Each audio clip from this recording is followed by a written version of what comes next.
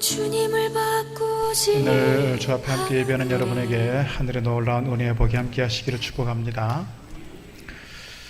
오늘 제가 말씀의 제목을 하나님의 생각 알아차리기 이렇게 정했는데요. 한 25년쯤 전에 대전 쪽에 있는 영성훈련센터에 다녀온 적이 있습니다. 월요일날 가서 토요일날까지 핸드폰도 다 맡겨놓고 이렇게 온전히 밀봉 상태에서 이렇게 영성훈련에 집중했던 때가 있었습니다. 그 첫 번째 단계가 알아차리기였습니다. 알아차리기. 내가 누구인지를 좀 알아차리고 내 안에 올라오는 감정, 그 감정이 주로 이제 제일 강한 감정이 이제 화에너지인데, 이 화에너지는 도대체 어디서부터 오는 것이냐, 이 화에너지는 도대체가 무엇이냐, 이것을 찾아가면서 머리가 깨지도록 고민하고 또 찾고 물으면서 그렇게 한 주간 지냈던 적이 있습니다. 오늘 제가 하나님의 생각, 우리가 신앙생활하고 우리 인생의 길을 가는 데 있어서 하나님의 생각을 좀 알아차리고 하나님의 생각을 좀 우리가 이해하고 하나님의 생각을 알아간다는 것이 얼마나 중요한가, 이 말씀을 좀 드리고 싶어요. 특별히 언제? 고난의 때에, 삶이 위기 가운데 있을 때, 힘들고 지칠 때 나를 향한 하나님의 생각은 무엇일까? 함께 찾아가고 함께 기도하는 시간 가지면 좋겠습니다. 한 분을 먼저 소개하려고 합니다. 조니 에릭슨 타다입니다. 1967년 어린 나이에 만능 스포츠 우먼이었던 이분이 다이빙을 하다가 경추를 다치게 되었고, 그래서 목 아래는 다 이렇게 이제 마비가 됐어요. 그렇게 46년이 아니고 56년 동안 오늘까지 이렇게 전신 마비로 이렇게 지나오고 있습니다. 이분이 처음에 이 소녀 시절이잖아요. 고등학생 시절이니까 얼마나 이제 미래가 밝고 꿈이 있고 뭔가 이렇게 내일에 대한 그림을 그려가면서 이렇게 인생을 설계해간 그런 때인데, 이거 온몸이 마비가 되었으니 얼마나 괴로워요. 많은 시간 재활훈련을 했지만 재활해도 낫질 않아요. 계속 친구가 찾아와서 복음에 대해서 얘기합니다. 예수님에 대해서 얘기합니다. 예수님께서 이 땅 가운데 오시는 것은 오늘 우리로 하여금 삶이 풍성하도록 하기 위함이라, 이런 이야기를 들으면서 짜증이 났어요. 지금 내 처지가 이런데 무슨 삶이 풍성함이 어디가 있고 부활이 어디 있고 소망이 어디 있느냐. 그러다가 그가 또 기도하다가 주님을 만나게 된 겁니다. 나를 향한 하나님의 생각이 어디 있을까? 나를 향한 하나님의 계획과 하나님의 섭리는 무엇일까? 묻고 또 물으면서 그때부터 이제 입에 붓을 물고 그림을 그리기 시작했어요. 그리고 책을 쓰기 시작했고요. 그 다음에 나와 같은 장애를 가진 사람들을 위해서 내가 무엇을 섬길 수 있을까? 그래서 장애사역단체, 기독교 장애사역단체인 조니와 친구들이라고 하는 단체를 만들어서 했고요. 그가 썼던 책이 영화화 되기도 했습니다. 그분이 힘들고 어려운 상황 속에서 사실은 하나님의 생각을 묻지 않았고 하나님의 뜻에 대해서 묻지 않았다면 온몸이 마비되어 있는 그 상황 속에서 평생 휠체어를 의지해야만 했던 그가 인생 실패할 수밖에 없었을 거예요. 좌절할 수밖에 없었을 것이고 무언가를 해보겠다고 하는 의욕 갖지 못했을 거예요. 그러나 그가 기도하다가 나를 향한 하나님의 뜻, 나를 향한 하나님의 계획, 내가 어떻게 살아가는 것이 하나님을 기쁘시게 하는 일일까, 이렇게 생각하면서 그가 내가 이 땅 가운데 이렇게 오게 된 것은, 내가 이렇게 장애를 입게 된 것은 나를 통해서 하나님께서 무슨 일을 하실까에 대한, 무슨 일을 하시기를 원하실까에 대한 하나님의 생각을 물으면서 그의 인생이 새롭게 꽃이 피게 되었고 많은 사람들을 향해서 희망을 주는 그런 희망 전도사가 될 수 있었다는 이야기입니다. 중요한 것은 앞서 말씀드린 것처럼 우리가 인생의 위기 가운데 있을 때 내가 하나님의 생각, 하나님의 뜻을 묻고 그 하나님의 생각을 알아차리는 것이 내 인생에 있어서, 내 신앙생활에 있어서 너무너무 중요하다 하는 사실을 말씀드리고 싶은 겁니다. 오늘 이스라엘 백성들이 이스라엘 역사에 있어서 가장 힘든 시기에 오늘 본문의 말씀이 기록되었습니다.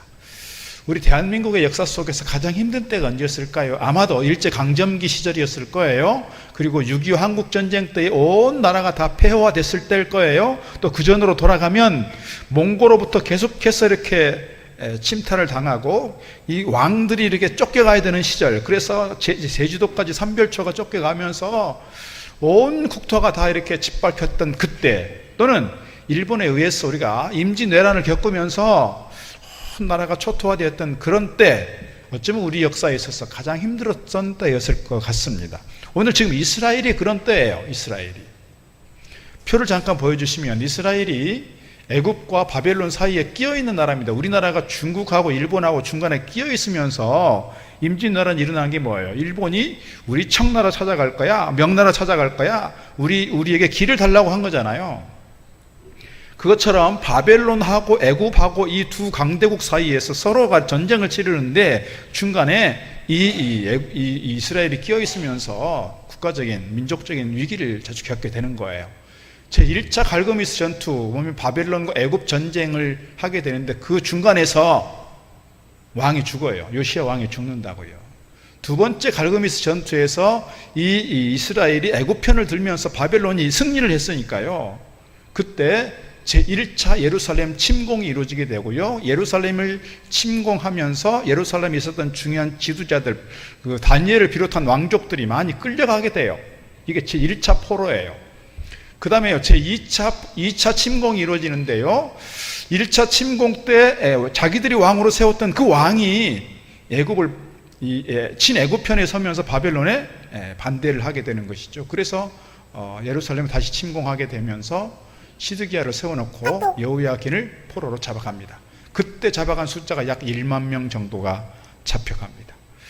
예루살렘에 쓸만한 사람들은 다 잡아가는 거예요. 남은 사람들은 어떤 사람들이 존재감이 없는 사람들, 온 땅은 다 초토화되었습니다. 그러니까 끌려간 사람이든 남아있는 사람들이든 모두가 이제는 절망적인 그런 상황 속에서 희망이 없고 좌절할 수밖에 없는 그때, 오늘 예루살렘 백성들에게 또는 포로로 잡혀간 그 사람들에게 오늘 예레미야를 통해서 선포하고 있는 말씀이 오늘 본문의 말씀입니다.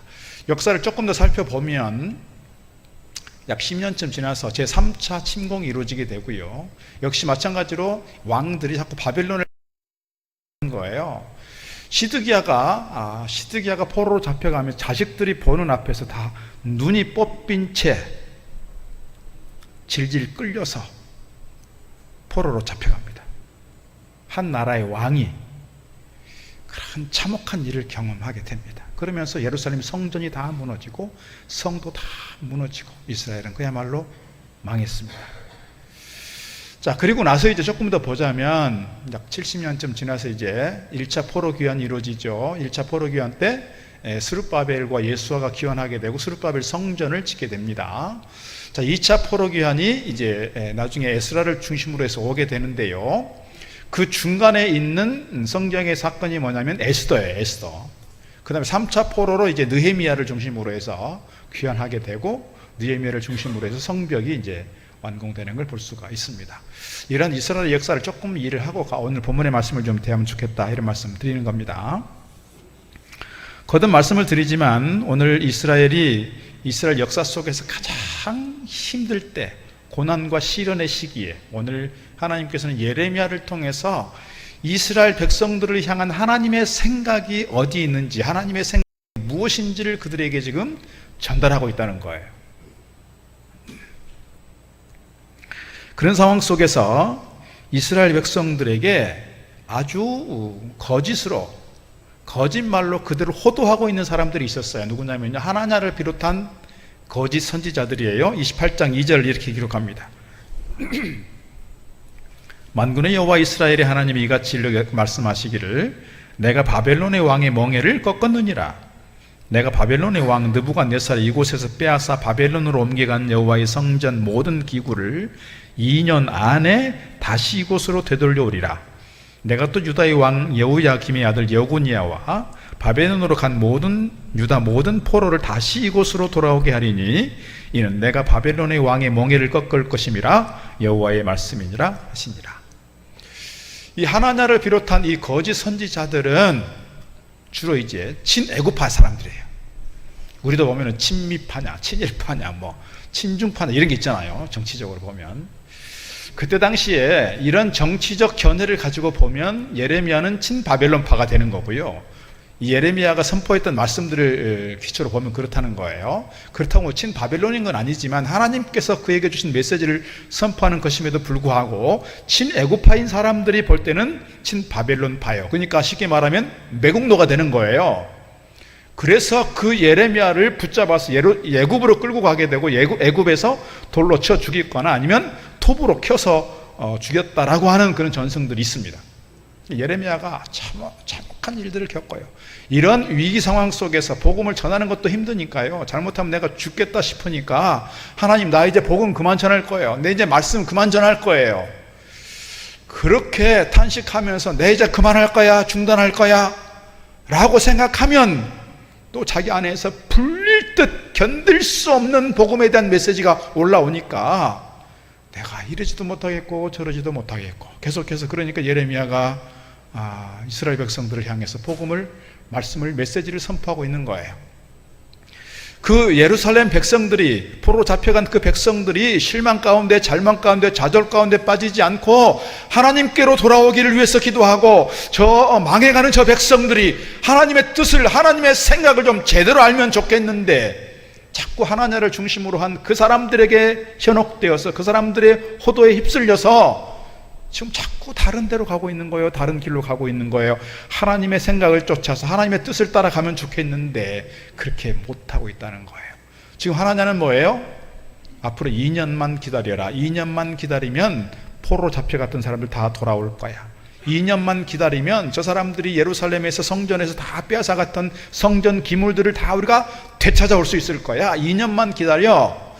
그렇게 얘기하는데 예레미야는 그 하나님의 이야기에 대해서 뭐라고 말한다고요? 새빨간 거짓말이다 이렇게 말하는 거예요. 왜요? 하나님께서 예레미야에게 주신 메시지는 그게 아니었기 때문에 그래요. 그게 아니었기 때문에 오히려 바벨론으로 간 사람들을 향해서 이렇게 말합니다. 바벨론에 가서 70년을 기다려야, 70년이 지나야 우리가 회복된다. 바벨론으로 포로로 잡혀가면 바벨론에게 대항하려고 하지 말고, 바벨론에게 반역하려고 하지 말고, 거기서 시집도 가고 장가도 가고 집도 짓고 농사도 짓고 거기서 번성할 수 있도록 너희들이 그렇게 애를 쓰고 오히려 그 바벨론 성읍이 평안하도록 너희들이 기도해야 될 거야, 이거예요. 이것이 오늘 본문 앞부분에 있는 5절로 7절의 말씀입니다. 5절, 너희는 집을 짓고 거기에 살며 텃밭을 만들고 그 열매를 먹으라. 아내를 맞이하여 자녀를 낳으며 너희 아들이 아내를 맞이하며 너희 딸이 남편을 맞아 그들로 자녀를 낳게 하여 너희가 거기에서 번성하고 주로들지 아니하게 하라. 너희는 내가 사로잡혀 가게 한 그 성읍의 평안을 구하고 그를 위하여 여호와께 기도하라. 이는 그 성읍이 평안함으로 너희도 평안할 것임이라. 지금 우리가 예레미야서를 읽으니까 예레미야가 하나님 말씀을 선포하는 게 맞는 것이고 이스라엘 역사 속에서 이것이 그대로 이루어졌다는 걸 알지만, 여러분 그때 당시에 이스라엘 백성들이라고 생각을 해보세요. 여러분들이 지금 그 상황에 있다면 누구의 말이 우리에게 희망을 주는 겁니까? 예레미야의 말이 희망이 되겠습니까? 하나님의 말이 희망이 되겠습니까? 제가 만약에 그때 이스라엘 사람이었다면 하나님의 말이 우리에게 희망이 됐을 거예요. 아니 2년만 참으래. 2년만 참고 견디면 우리가 회복된대. 그런데 예레미야는 몇 년을 기다리래요? 70년을 기다리래요. 어디서요? 포로 생활 가운데서요. 포로 생활 중에 70년이면 한 세대를 보통 30년으로 하는데 한 세대, 두 세대가 지난 그 다음 세대예요. 우리 당대에는, 지금 이 메시지를 듣고 있는 이스라엘 그 당대에는 포로 귀환할 수 없어요. 시대가 그렇게 간다고요. 그런 상황 속에서 이스라엘 백성들이 이 예레미야의 이 메시지를 듣고 얼마나 좌절했을까요? 얼마나 힘들어했을까요? 얼마나 괴로워했을까요? 우리가 70년을 어떻게 기다려? 그때가 오냐? 여러분 군대 가면 그러잖아요. 처음에 이병이 자대 배치 받아가지고 소대 오면 야 너 며칠 남았냐? 그러면 이병 김성일하고 며칠 남았습니다. 그렇게 말하면 군기가 빠졌다고 그때가 오냐? 이렇게 묻잖아요. 고참들이. 70년의 세월 그때가 옵니까? 그때를 어떻게 기다립니까? 그때를 우리가 36년 일제강점기 있었습니다. 뭐 이렇게 만으로 치면 34년하고 몇 개월쯤 되는 거죠. 그 세월도 기다리기 힘들었을 텐데 70년의 세월을 어떻게 기다리냐 말이에요. 70년의 세월을. 그러나 그렇게 고통 중에 있는 그 백성들을 향해서 오늘 하나님께서 예레미야를 통해서 무슨 말씀하는 거예요? 그들에게 주신 말씀은, 그들에게 주신 메시지는 재앙이 아니라 뭐다? 평안이다. 그리고 뭐다? 미래요, 희망이다. 이렇게 말씀하고 있는 겁니다. 오늘 이스라엘 백성들을 향한 하나님의 생각, 그리고 오늘 이 시대를 살아가는 우리를 향한 하나님의 생각은 무엇인지 함께 말씀을 통해 몇 가지 나누려고 합니다. 첫째로 드리고 싶은 말씀은요, 절망의 때의 하나님의 생각은 우리가 희망을 품는 것이라. 우리가 절망의 때에, 삶의 위기 가운데 있을 때 우리가 계속해서 절망 가운데 있는 것이 아니라 그럼에도 불구하고 우리가 미래에 대한 희망을 품자, 그런 이야기. 이것이 하나님의 우리를 향한 생각이라는 거예요. 11절 말씀 다시 봅니다. 여호와의 말씀이니라. 너희를 향한 나의 생각을 내가 아나니 평안이요 재앙이 아니니라. 너희에게 미래와 희망을 주는 것이니라. 지금 이스라엘 백성들이 포로로 잡혀가 있는 그 상황은 누가 봐도 재앙이에요. 그렇잖아요. 지금 예루살렘에서, 이스라엘에서 그렇게 호의호식하면서 그렇게 편안하게 살던 그 귀족층들과 왕족들, 사회 지도층 인사들이 다 끌려갔어요. 노예 생활하고 있다고요. 포로 생활하고 있어요. 제대로 자기 삶을 누릴 수 없는 그 밑바닥 인생으로 처졌는데요, 누가 생각해도 재앙이에요. 그런데 하나님께서 오늘 예레미야를 통해 저들에게 주신 말씀은요, 너희가 지금 만나고 있는 이것은 재앙이 아니라 평안이야, 평안. 이렇게 얘기하는 거예요. 아이러니잖아요. 하나님의 말씀은 아이러니일 때가 많아요. 우리가 납득하기 어렵고 이해할 수 없고 우리 상식으로는, 우리의 경험으로는 도무지 수용될 수 없는 말씀들이 많아요. 그런데 오늘 하나님께서 예레미야를 통해서 그렇게 말씀하고 있다는 거예요. 더 중요한 게 뭐예요? 미래와 희망이다. 70년을 기다리라고 하면서 무슨 희망을 얘기하고 무슨 미래를 얘기하는 겁니까?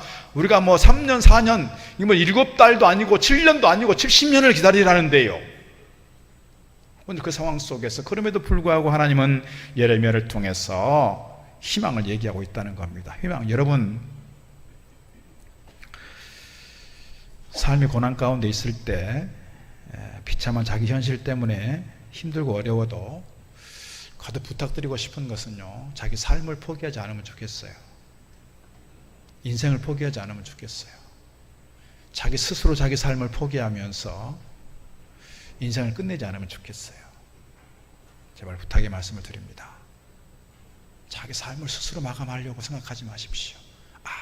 아무리 어려워도, 아무리 내가 지금 곧 죽을 것 같아도 하나님께서 우리와 함께 하시고 하나님께서 우리를 사랑해 주시고 하나님께서 우리의 아버지 되신다는 사실 때문에 이 하나님을 믿고 믿는다면 우리가 내일에 대한 희망을 가지고 믿음으로 가야 할 줄로 믿습니다. 어떤 상황 속에서도 삶을 포기하지 마시기 바랍니다. 그렇게 힘들고 어려울 때 우리에게 가장 중요한 덕목이 있다면 그게 뭘까? 오늘 말씀에서 주는 것처럼 내일에 대한 희망이에요. 희망. 젊은이들이 자기 삶을 스스로 포기하는 그런 경우들이 있습니다. 왜 그럴까요? 도저히 희망이 보이지 않으니까요. 내일이 보이지 않고 미래가 보이지 않으니까요. 나 여기까지만 할래. 그렇게 삶을 포기하는 친구들이 있습니다. 우리 어떤 상황 속에서도 미래에 대한 희망을 잃지 않고 꿈을 갖고 믿음으로 달려갈 수 있기를 주의 이름으로 축복합니다. 그렇게 우리를 향해서 희망을 주시는 분 누구다? 우리 하나님이다. 이렇게 말씀드릴 수가 있겠습니다. 오늘 이스라엘 백성들을 향해서 그것을 강조하는 거예요. 지금 처해 있는 삶의 현실은 포로 생활이에요. 남아있는 사람들도 어떤 사람들이에요? 도저히 무정부 상태에서 생존 자체가 어려운 상황으로 몰려 있다고요. 그럼에도 그런 상황 속에서 하나님께서 예레미야를 통해서 그들에게 미래에 대해서 말하고 있고 희망에 대해서 말하고 있다고요. 70년의 세월이 지나면 내가 당대에는 어쩔지 모르지만 내 다음 때에 가면 하나님께서 우리 자녀들을 통해서 번영의 시대, 회복의 시대를 주실 거야. 그런 희망이 우리에게 있다는 거예요. 그럼에도 불구하고 우리 끊임없이 우리를 향해서 너의 시대는 끝났어. 포기해. 너 이제 끝이야. 라고 계속해서 우리에게 속삭이는 존재가 있다고. 누구예요? 마귀예요, 마귀. 분명히 마귀라고요. 우리 공동체를 깨뜨리고 공동체를 자꾸 무너지게 하는 사람들이 있어요.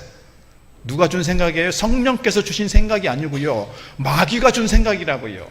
성령께서는 우리를 하나 되게 하셨고 성령께서는 우리로 하여금 한 공동체로서 아름답게 세워가기를 바라시는데 공동체를 자꾸 무너지게 하고 깨뜨리는 그런 생각이 어디로부터 오느냐? 사단으로부터 오는 것이고 마귀로부터 온다는 말이에요. 그거와 마찬가지로 내가 아무리 어려운 상황 속에 있을 때도 희망을 주고 미래에 대해서 꿈을 갖게 하고 뭔가 일어서려고 자꾸 애를 쓰는 것은 성령께서 나를 붙잡아 주시는 것이고 하나님께로부터 오는 생각일 텐데 자꾸 내 생각을 무너뜨리게 하고 자꾸 포기하게 하고 절망 가운데 있게 하고 내 삶을 끝내려고 하는 생각은 어디서부터 오는 거다? 사단으로부터 오는 거다. 우리가 분명히 인식하면 좋겠어요. 나에게 자꾸 이렇게 부정적인 생각이 오면, 나에게 자꾸 이렇게 나쁜 생각이 들면 이건 하나님의 생각이 아니지, 사단이 준 생각이야.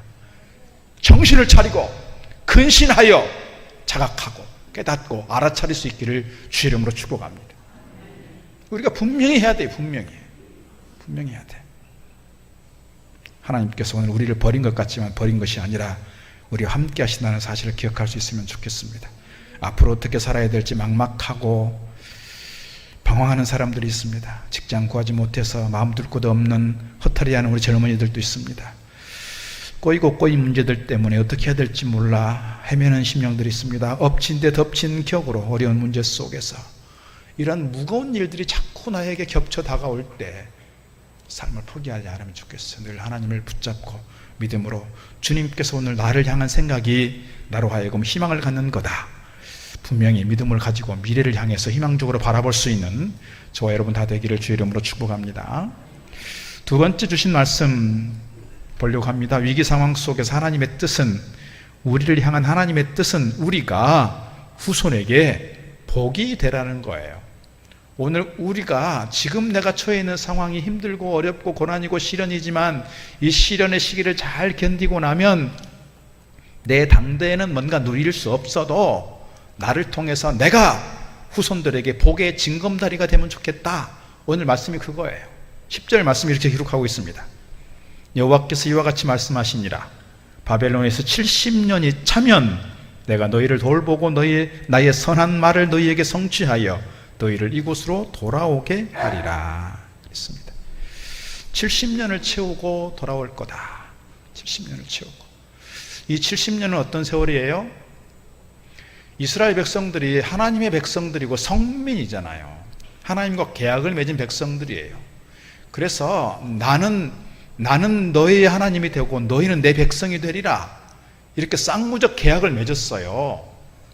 그래서 이스라엘 백성들이 하나님을 아버지로 모시고 있으니 하나님께 대하여 예배하고 하나님께 대하여 제사하고 하나님을 잘 섬기고 하나님의 말씀과 뜻을 따라가야 되는데, 그럼에도 불구하고 이들은 끊임없이 하나님을 떠나고 하나님을 배신하고 우상을 섬기고 악을 행하는 그들을 향해서 하나님께서 오늘 바벨론을 인생 채찍으로 들어쓰시는 거라고요. 저들을 징계하기 위한 막대기로 들어쓰시는 거예요. 그래서 그 막대기로서 이 징계를 받는 그 시간이 70년이다. 70년. 그러니 그 70년 동안 너희 조상과 너희들이 행했던 악에 대하여 처절하게 반성하고 회개하면서 너희들이 이 시간을 잘 견뎌야 할 거야. 이 시기를 잘 견디고 나면 너희 후손들이 복을 얻게 될 거다. 너희 거룩한 후손들이 일어나서 다시금 예루살렘으로 돌아가고 예루살렘을 통해서 하나님께서 약속하신 그 땅이 너희들 가운데 회복의 역사로 나타나게 될 거야. 그런 얘기를 하고 있는 거예요. 우리가 60년대, 70년대 생각을 해보면 1960년대, 70년대 우리나라가 참 먹고 살기 힘들었던 때입니다. 그때는 북한이 우리나라보다 경제력이 더 좋았어요. 필리핀은 말할 것도 없지만 그때를 생각해보면 우리 어머니 세대, 아버지 세대 보면 그때 뭐 이렇게 의자에 앉아서 예배하는 게 어디 있어요. 참 마룻바닥에서 새벽마다 밤을 새가면서 눈물 뿌려 기도했다고요. 나는 못 먹어도요, 자식들 먹이려고 했어요. 나는 배우지 못했으니까요, 자식들은 뭔가 공부시켜야 된다고 생각했어요. 그리고 나는 굶어가지만 자식들을 먹이고 자식들을 입히고 자식들을 위해서 이렇게 헌신했다고요. 지금 우리가 이렇게 부유함을 누리고 있는 것은, 오늘 우리가 이렇게 풍성함을 누리고 있는 것은 사실 그분들 때문에 우리가 열매를 따먹는 거예요. 열매를 따먹는 거예요. 제가 가끔씩 그런 생각을 할 때가 있습니다. 제가 이렇게 편안하게 목회를 하고 있는 것은 내가 숟가락만 얹은 거구나, 이게 숟가락만. 선배님들이 또 선조들이 우리 교회를 지금까지 70년 동안 이렇게 열심히 섬기고 헌신하고 다듬어왔던 이분들의 섬김과 헌신과 수고의 땀이 있었기 때문에 지금 우리가 이렇게 편하게 예배를 할 수 있고 저도 목회를 이렇게 편하게 할 수 있는 것 같아요. 그래서 늘 감사해요, 선배들에 대해서.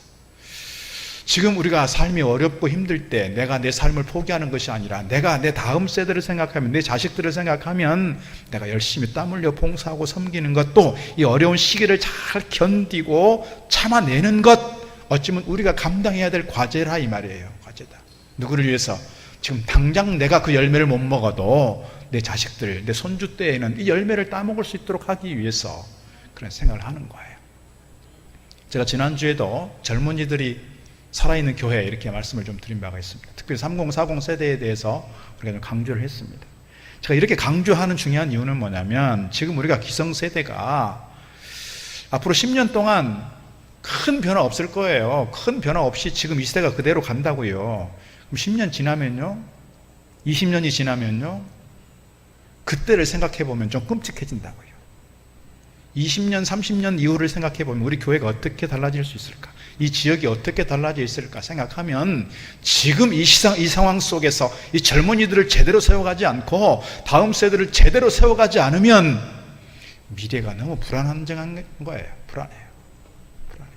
그런 점에서 우리가 다음 세대를 위해서 애쓰고 수고하고 땀 흘려 섬기는 것, 어쩌면 우리가 감당해야 될 중요한 신앙적 과제다, 이렇게 말씀드릴 수가 있습니다. 오늘 이스라엘 백성들을 향해서 이 70년을 잘 참고 견디라고 하는 것은 당신들을 위해서만이 아니라 다음 세대를 위해서다. 다음 후손들을 위해서, 후손들이 주님 안에서 복 얻기를 바라는 마음으로 이 힘든 시간들을 잘 참아낼 것을 지금 말씀하고 있다는 사실을 기억할 수 있으면 좋겠습니다. 한 가지 더 말씀을 드립니다. 세 번째, 하나님의 생각을 알아차리기 위해서 우리가 해야 될 두 가지가 있습니다. 그것은 전심으로 하나님을 찾는 것, 그리고 기도하는 것입니다. 여러분, 이렇게 고난의 때에 하나님께서 나에게 주신 하나님의 생각은, 나를 향한 하나님의 생각이 재앙이 아니라 평안이다, 그리고 미래와 희망이다, 이것을 알아차린다는 것은 우리가 지금까지 우리가 살았던 삶의 경험, 지금까지 세상에 살아왔던 삶의 경험 속에서 너무 우리가 오염된 게 많고 때 묻은 게 많다 보니 하나님의 생각 알아차리기가 쉽지 않다, 이 말입니다. 쉽지 않아요. 그래서 해야 될 게 뭐라고요? 기도하는 일이요, 전심으로 하나님을 찾는 일입니다. 그래서 오늘 12절에서 이렇게 말합니다. 12절, 너희가 내게 부르짖으며 내게 와서 기도하면 내가 너희들의 기도를 들을 것이요. 그랬어요. 하나님께 부르짖고 하나님께 나아가면 하나님께서 우리의 기도를 들을 것이다. 그런데 하나님의 그 음성이 잘 안 들리는 중요한 이유는 내가 너무 많이 때가 묻었고 내가 너무 많이 오염되어서 그렇다 생각하면 좋을 것 같아요. 그러므로 더 기도의 자리로 나아가고 더 하나님을 찾는 게 필요하다. 그래서 13절에 말씀합니다. 너희가 온 마음으로 나를 구하면 나를 찾을 것이요 나를 만나리라. 온 마음으로. 이전 번역은 그렇습니다. 전심으로예요. 전심으로 하나님을 찾고 또 찾으면 내가 하나님을 만나게 될 거다. 하나님께서 우리를 만나 주실 것이다. 하나님께서 우리의 기도를 응답해 주실 것이다. 잊지 않고 달려가면 좋겠습니다. 야곱의 이야기 하나 더 하고 마치려고 합니다. 우리가 야곱하면 되게 요즘 젊은이들이 하는 말로 얍삽합니다. 그런데 한편에서 보면 그는 거룩한 욕심이 있는 사람이라고 생각이 돼요. 그래서 장자권에 대한 욕심이 있었고, 그래서 팥죽 한 그릇에서 팔기도 했고, 물론 아버지를 속이고 형을 속여서 잘못했고, 그것 때문에 이제 하란으로 도망갈 수밖에 없었던 상황이었지만, 그래서 삼촌에게 가서 삼촌으로부터 자기가 또 당하잖아요. 그래서 어떤 목사님, 이게 업보다 업보, 그런 얘기를 하는 겁니다. 자기가 속이니까 자기도 속임을 당하는 거죠. 어쨌거나 20년이 지나고 나서 그가 거부가 되어서 금이 환영해서 돌아옵니다. 금이 환영해서 돌아오는데요, 자기를 그렇게 죽일 것 같았던 형님이 400명의 군사를 이끌고 자기를 맞으러 온다는 거예요. 그 이야기를 들으면서 그가 두려움과 공포에 휩싸이게 됩니다. 그래서 야복강에 이르게 되었을 때에 그 형을 곧 만나게 될 텐데, 쉽게 말하면 잔머리를 굴리는 거예요. 자기 나름대로 지혜를 짜낸 거예요. 어떻게 해요? 종들을 먼저 보내고요, 자기들을 먼저 보내고요, 그리고 자기는 혼자 남아요. 그래도 마음이 불안한 거예요. 안정되지 않아요.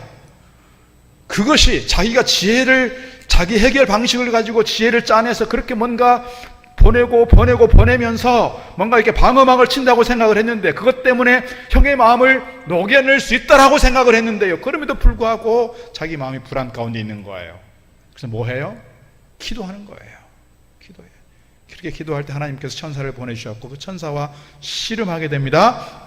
날이 새서 이제 간다고 하니 그 천사와 씨름하면서 나에게 답을 주지 않으면, 이 문제가 해결되지 않으면 내가 결코 놓아줄 수 없습니다.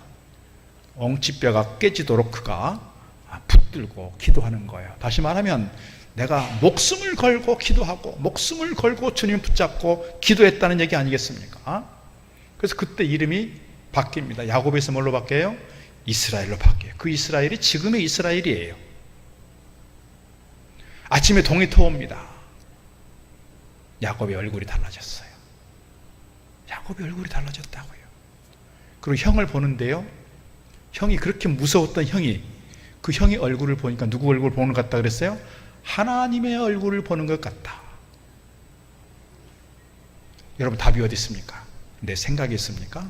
내 계획이 있습니까? 내 방법이 있습니까? 여기에 답이 있지 않더라고요.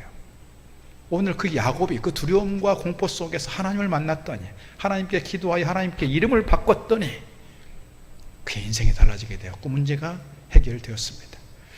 코로나 이후에 많은 분들이 힘들다 합니다. 특별히 우리가 예전 코로나 때보다 힘들다는 분들이 많고, 특별히 소상공인들이 많이 힘들어 하시는 것 같습니다. 경제적으로 많이 어려워지기도 했습니다. 또 그러다 보니까 삶이 많이 위축이 되고 미래에 대한 불투명성 때문에 힘들어하는 분들이 많습니다. 젊은이들이 특히 많이 힘들어하는 것 같습니다. 이렇게 힘들고 어려운 때에 우리가 주저앉아 있지 말고 나에게 재앙이 왔구나 그렇게 생각할 것이 아니라, 나를 향한 하나님의 생각은 재앙이 아니라 평안이다. 나를 향한 하나님의 생각은 오늘이 아니라 미래요 희망이다. 그리고 이런 하나님의 우리에게 주신 생각은 오늘 나 당대만이 아니라 내 후손들에게 내가 복의 징검다리가 되도록 하시기 위함이다. 이런 하나님의 생각을 좀 물으면서, 하나님의 생각을 좀 알아차리면서 믿음으로 잘 달려갈 수 있기를 바라고, 신앙 안에서 승리하고 신앙 안에서 복된 삶 누려가기를 주 이름으로 축복합니다. 기도하겠습니다. 사랑의 아버지 하나님, 감사합니다. 오늘 코로나 이후 다들 어렵다는 이 시기에 그럼에도 오늘 우리를 향한 하나님의 생각은 평안이요 미래요 희망이라는 것을 믿음으로 붙잡고 달려가는 저희들 되도록 인도하여 주옵소서. 오늘 어려운 이 시기를 믿음으로 잘 이겨낼 때에 거룩한 다음 세대에 큰 복이 되는 줄 믿습니다. 오늘의 어려운 시기가 오히려 하나님의 은혜와 능력을 경험하는 때가 되게 하시고, 오늘 저들의 이 삶의 과정 속에 후손들에게 복의 징검다리가 되는 믿음의 사람들로 서게 하여 주옵소서. 아무리 힘들고 곧 죽을 것 같아도 내 삶을 포기하거나 내 삶을 끝내는 것이 아니라 오히려 주님께 붙잡고 전심으로 하나님을 찾는 가운데 하나님께로부터 문제가 해결되고 하나님께로부터 새로운 길이 열려지는 것을 경험하는 축복의 삶 살게 하여 주옵소서. 예수님 이름으로 기도드리옵나이다. 아멘. 찬송가 400장 찬송합니다. 나 무엇과도 주님을 바꾸지 않으리.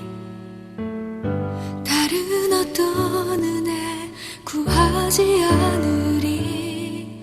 오직 주님만이 내 삶의 도움이시니 주의 얼굴 보기 원합니다.